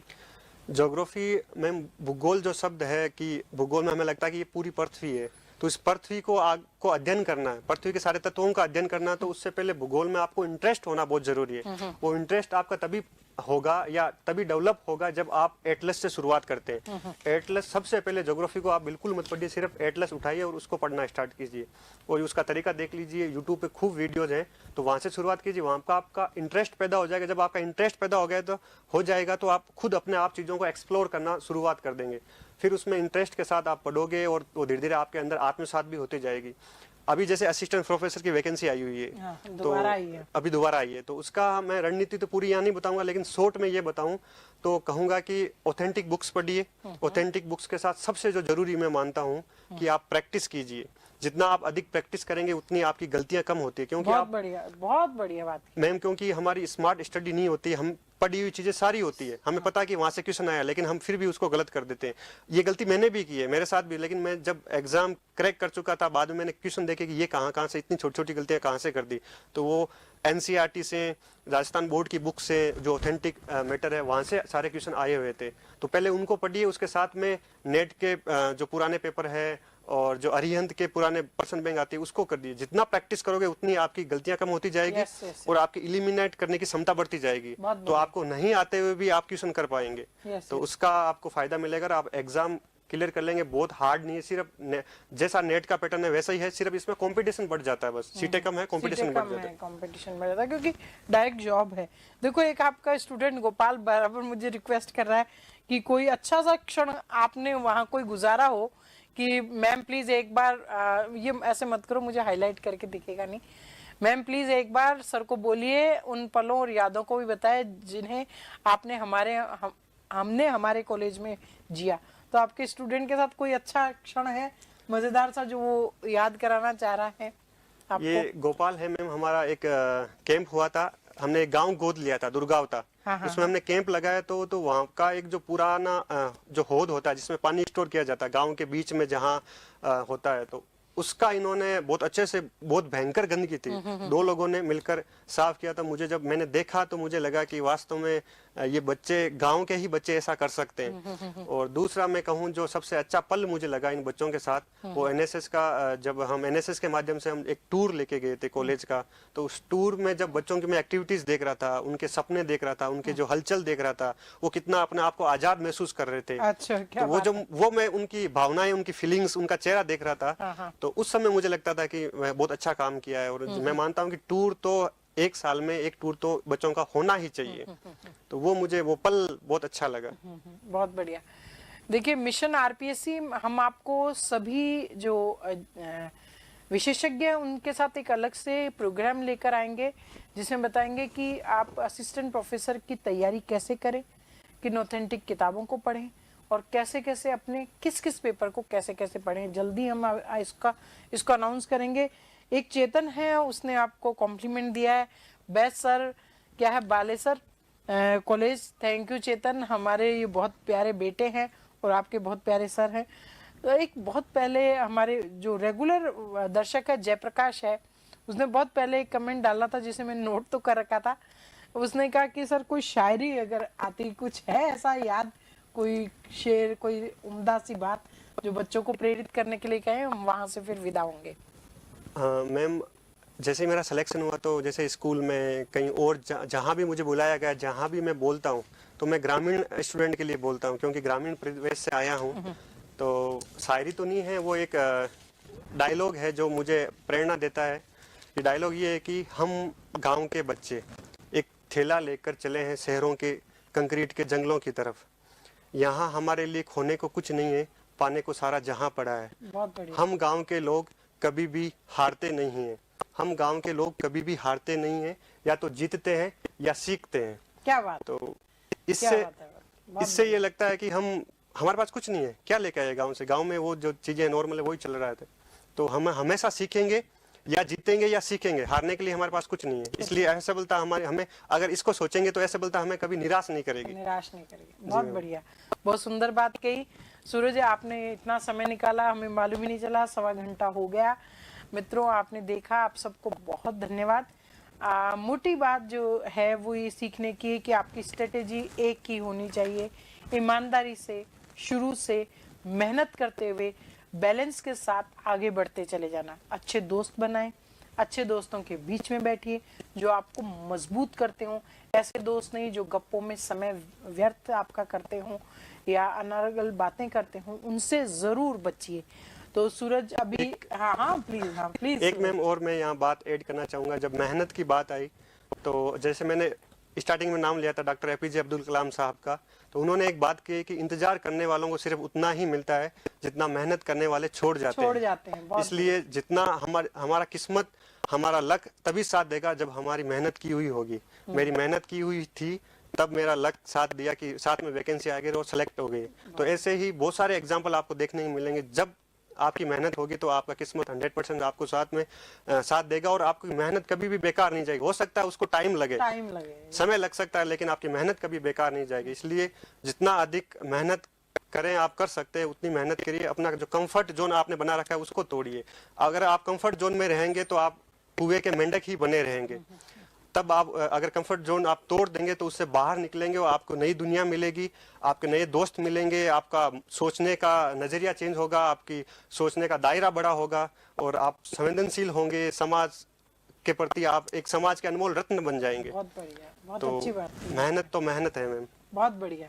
चलिए, आप आए हमारे स्टूडियो, आपने समय निकाला और आप ने बच्चों को इस तरीके से सहज भाव से प्रेरित किया। आपको बहुत थैंक्स। और आप अगला इंटरव्यू आपके आईएएस होने के लिए है, तो हम इंतजार कर रहे हैं। जब आप आईएएस हो जाएंगे तो हम फिर से आपका इंटरव्यू करेंगे। मित्रों, अब हम आपसे विदा लेते हैं। नमस्कार। Thank you ma'am.